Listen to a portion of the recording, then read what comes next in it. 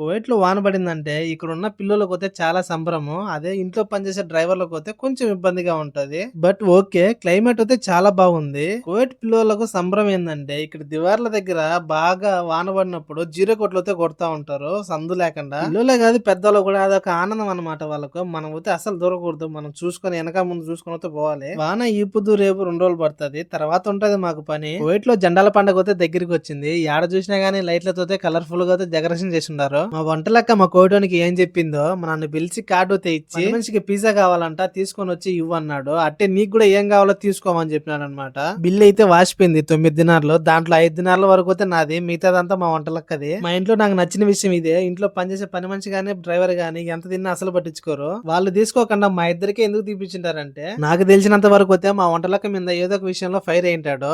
మనం కూల్ చేసేదానికి ఇవన్నీ ఎట్టవుతే ఏముందిలే ఆ పుణ్యానం మనం కూడా ఫుల్ గా లాగిన్ చేసినా. మీరైతే లైక్ చేసి సబ్స్క్రైబ్ చేసుకోండి.